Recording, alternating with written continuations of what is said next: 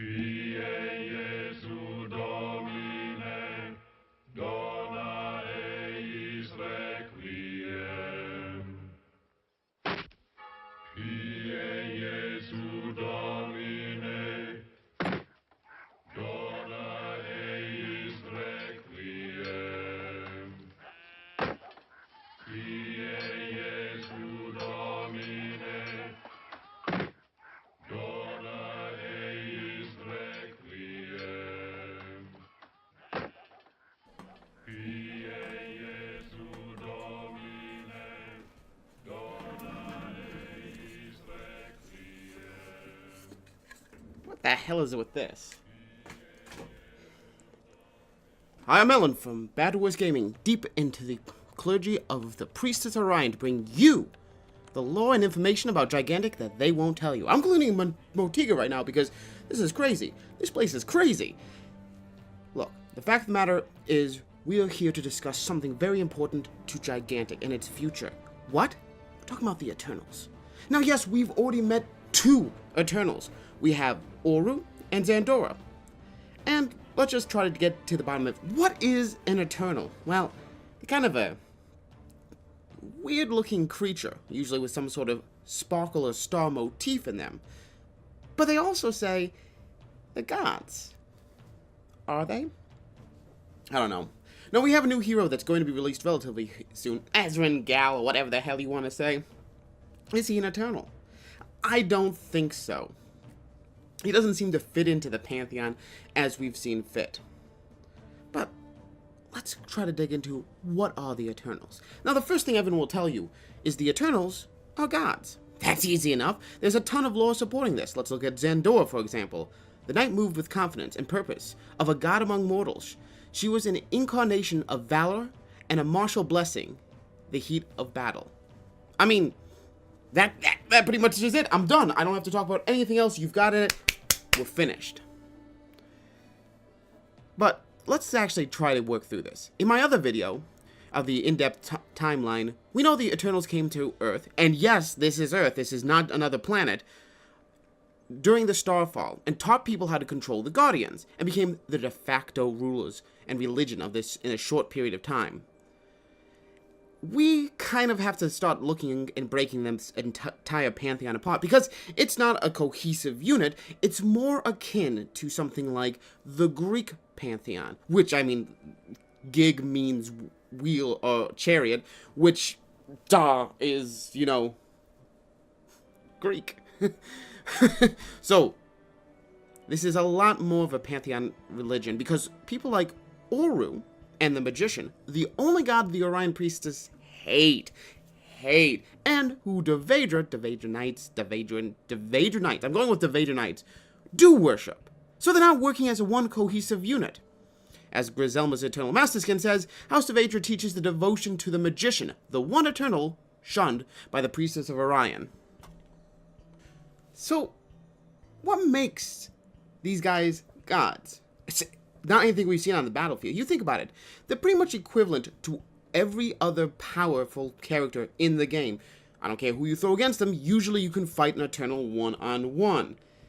And they really don't have any abilities that are singular to Eternals either.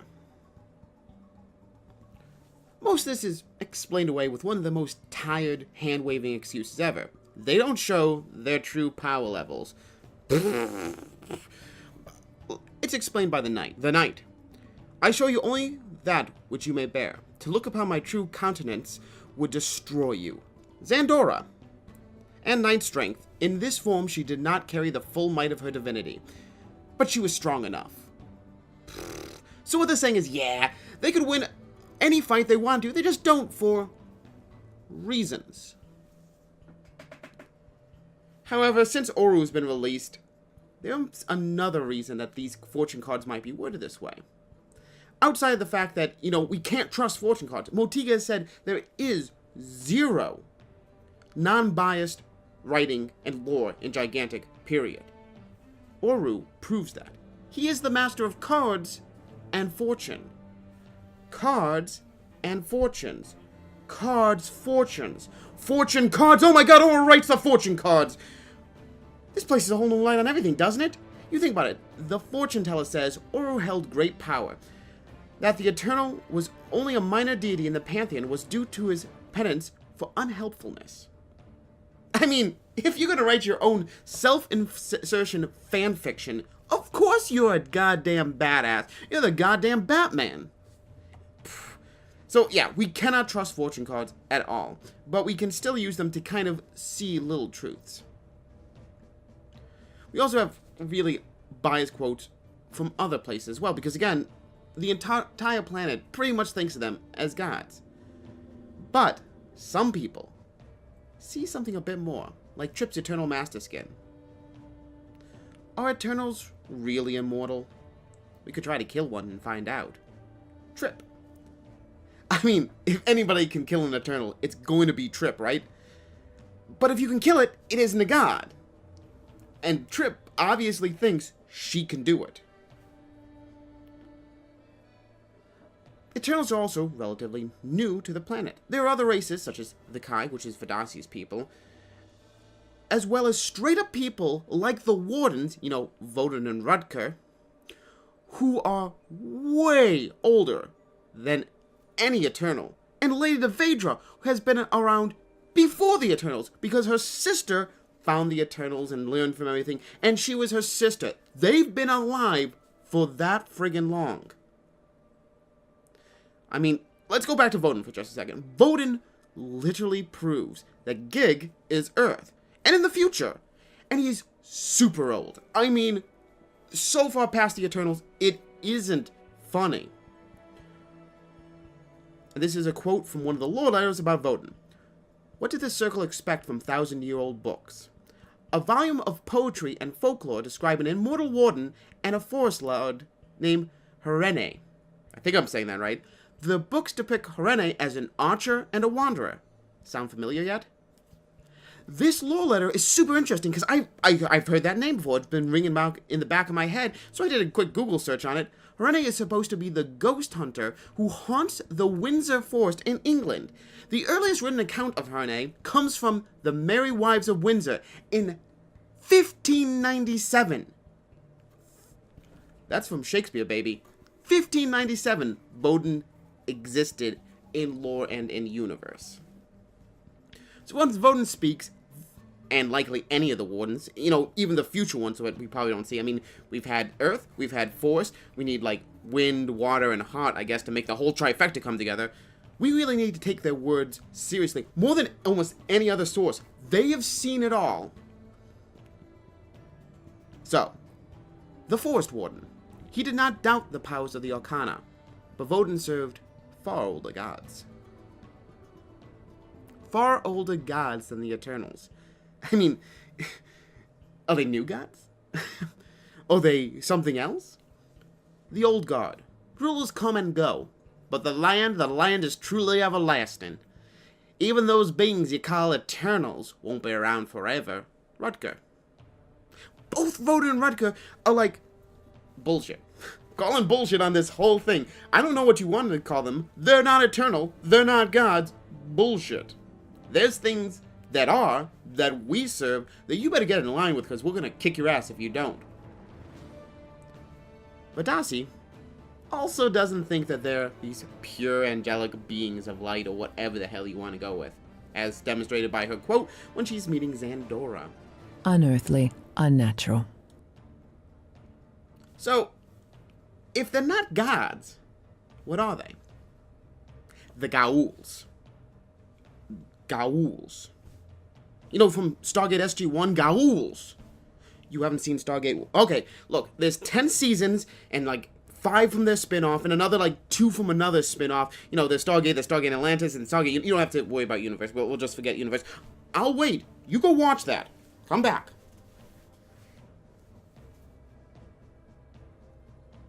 I know! It's a great show! I mean, it's a little old and a little dated, but I mean, the original Star Trek said, I mean, you remember that scene with Daniel? Like, I'm already dead. Go on without me. He's like, oh, wait a second. This is, you know what? We're talking about friggin' Stargate here. We're talking about Gigantic as well as the Eternals. So, yeah, I think that there's a high possibility that the Eternals aren't gods, the aliens I know that sounds weird, but let's look at Oru's Void Dweller. Why would I fear the void? Do you cower the sight of your house? Whence when you pass through your own front door? Oru. What is the void? I mean, there's some reference to it to maybe being out with a rift, but it's kind of like there's clashing details from that. What do I think the void is? What's more voidy than space? Too much space. Need to see They come from space, and you can't deny that because they came down in a meteor. They came from space down to our planet. They are, quite likely, extraterrestrial in nature. So, why do I also think that, not gods? The Wheel of Fortune says, there are powers in this world older and far more mysterious than the Eternals. Now, that might just seem on the surface like a throwaway line. Okay, there's things that are more, like, creepy and, like, whatever Vodun serves, it's like the king of the forest, kills everybody who goes in there. You know what I'm talking about. However, who's writing these cards? Oru. Now, Oru, which is supposed to be a seer and know all possible outcomes and futures, is saying back like, hey, there's some mysterious beings. Not I know what these things are and, mortal men can't understand. They're mysterious to me. Oru, the god of knowledge. And Oru's card says, Oru, ocular knowledge could make the most universally important events dull. Oru sought excitement in the small, unseen moments. Again, Oru's like, I know everything. Everything that's going to happen, I know, and I get. But these mysterious beings, can't understand them, they're fathomless. So what kind of god are you? But let's just say all the Eternals we've seen so far have glaring blind spots. Is it charity or folly that the night aids us so directly, one battle at a time? Yeah.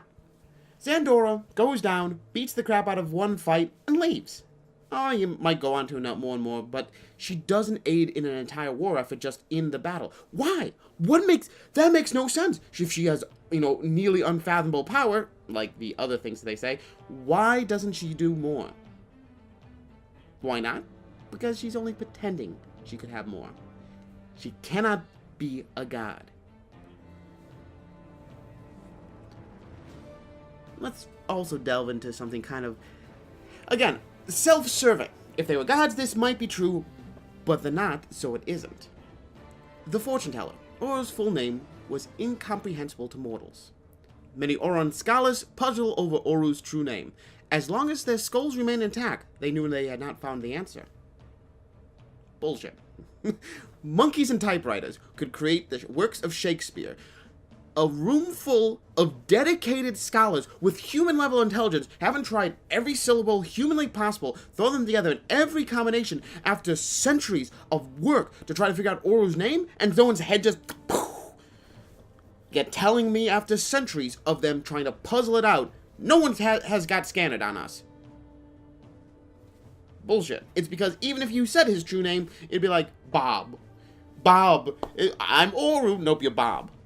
So, I've kind of sat back and said, they're aliens. Easy peasy. Extraterrestrials. I'm going to use the word extraterrestrials to kind of be a more encompassing, I'm probably right kind of deal. Maybe they're extraterrestrial gods. You know what? I can save some face. However, let's really dive into it. I have a final theory. They're not aliens. Oh no. Something much more insidious. You see, Eternals are humans. Oh, I know you're gonna start throwing shade at me. Impossible. But this is my favorite theory by far. And it is probably the best supported. Isn't it odd that the Eternals, if they were aliens or gods, came to our planet and just somehow knew how to bind the beasts that roamed the land, the thing that everyone was having problems with for centuries or millennia previously? I mean, let's get into it. The Kai, Vidasi's people, actually have learned how to fight and defeat these beasts, or what we would call guardians. How? They use their spirituality and their powers to unbind them from the land so that they can hurt them. I mean, if Vidasi's people can do it, they're oftentimes considered semi-divine, but holy crap, they took a long time to come up with that knowledge. or else a lot more people would know. I mean, it could be a close to the guard secret, but you would think that, you know, it took a while, or a lot of people would know how to do it. So how did suddenly an extraterrestrial being come around and suddenly be like, yeah, I know how to fix this. Y'all leave your problems. I know exactly how to deal with these mystical beasts that seems to be so unique to gigantic setting. Well, I'm gonna tell you. It's because they created them. Well, not them particularly. You see, here's what I believe. That a long time ago, centuries in our past, our future, gigantic's past, scientists, probably someone who is going to one day produce Sven as an offspring. A scientist kind of walks into a lab and goes, hey guys, I made giant creatures that can, you know, destroy the world. Super powerful, and even army can't stop. And their scientists were like, other scientists were like, why? And he's like, for science! Of course, this is science fiction. So, what should happen? Well, of course the beasts escape, which start rampaging across the planet, and what would the scientists do? Let me think that if you had like a huge think tank of all different types of scientists that all came together, well, they've made an entire line of robots to friggin' fight them. The HK line, which is later discovered by House Tessera in the future. Go back to my timeline video to learn more about that. But the HK line isn't strong enough. The beasts are literally pulling power from the planet and fighting against it. It wouldn't be until years later that the Kai learned how to stop that. So what do? You're the smartest people around, and the peons are fighting against the beasts. What do? You get onto a spaceship and you goddamn leave the planet. That's what you do. Seriously. They fly out, and there was like a recent show, like the 100 or something like that, about the people who left Earth before nuclear winter. This is where it's kind of being based on, but they leave the planet onto a space station, or maybe the spaceship's big enough to live on. They're on like a generational ship. And they spend years learning how to control the beast. They take their time, they start doing science and research, maybe some genetic engineering. Oh, that's why they look so weird, because they've been on space, maybe cosmic radiation, which I know is a catch-all for when you get superpowers and whatnot, but it could be cosmic radiation, which then we're going to sit back and go, you think about Oru, he throws out his cards and whatnot, is that a power? Oh, catches people on fire. So what you're saying is that it's like a very small, compact Molotov cocktail. How about when it stuns? Is it a flashbang grenade? He has to activate it. Xandora just has auras and swords. I mean, you think about it. We already know that certain colors can affect the human mind to do extraordinary things. Increased healing, better night's sleep. Hell, some teams and sports ban certain colors because it gives the other team an unfair advantage. I'm serious about this, and what color does she turn when she decides to take more damage? It's friggin' red. It's red. The color that they ban. So, could it just be that she has some, like, mind-altering, like, aura, which, again, it's a very small aura. Why is it a small aura? Why can't you throw it out like Mozu with her portals and whatnot? Because it's not magic, it's scientific. She has something on her generating these fields that produce these effects. Same thing with Oru, because it doesn't affect outside of where his cards are. They need technology and items. They're not magical, they're not gods. Humans are the closest thing. Aliens, maybe. But, again, you might still be like, it's definitely aliens then, FB. It can't be anything but aliens. Which, again, here's another one why I'm saying that all of this kind of fits back into that they're human. Why? Let's look at Beckett's Eternal Mastery skin. Beckett would come to reconsider her words about hokey religions and ancient weapons. Oh, the Eternal Mastery skins are talking about the Eternals. Like, everything about, when you look at an Eternal Mastery, they're talking about the Eternals in some way or another. So, let's take a look at the Eternal Light weapons. That all say the same thing. The gifts of the Eternals came from the city of the gods themselves. Only the worthy could wield them. First off the bat, how the hell did the Vedra people get Eternal Light weapons? How do people that don't believe that they're gods, aka the Wardens, get them? That's bullshit. So, these weapons come out of the Eternal City, or the City of the Gods, from the Eternals. And let's look back at Beckett's line. The ancient weapons, which came from the City of the Gods, the Eternals, are ancient. Like real-life working versions of the things House Tessera put back together to give Beckett the items at our present point in time. So she goes to the Eternals, and the Eternals are like, hey, guess what? We have your weapons and your backpack. And all these things that the Tessera is like, oh, these are very important. We just found them. We have to study. We have to make them. We have to mass produce them, but we have no idea, so we have to study them first. The Eternals just have them. Why? Because they're descendants of the people who created them in the goddamn first place. And it gets worse. They made HK's eternal weapon, too. But when Zandora sees him, she says the following line. What in heavens are you? Oh, it's not because she doesn't know what a robot is, what HK is. I mean, her people likely built or had weapons built to fit him. He's the smallest robot. I mean, that should be commonplace for the Eternals. But he also has groundbreaking railgun tech on his arm, which the Eternals just seem to have, right? Just lying around. It's not that she doesn't understand what an HK is. She wants to know how the hell it has free will. So yeah, she's not going, because again, they have weapons for it. Her people have weapons for an HK model. If you think about that for a second, they have weapons for an HK model laying around. What's an HK? Free will. So she's trying to figure out how the hell this thing has free will. Which likely means she has seen or interacted with HK models before. I mean, it would not surprise me if the entire City of the Gods is also secured by an army of HK robots. Wouldn't surprise me a bit. Still, you might be a non-believer and they're not a god or anything, or they might not be human. But let's look at a couple of things. The twins. The Eternals teach the duality of spirit and flesh. We are all twins. Every lie has a shimmer of truth. The Eternals say we are all the same. I just think it goes further than that. And hell, Zandora even doubles down on this and backs up my theories in her own words. Find strength in the eternal, the universal. You are more than your single mortal self, if you so choose, Zandora.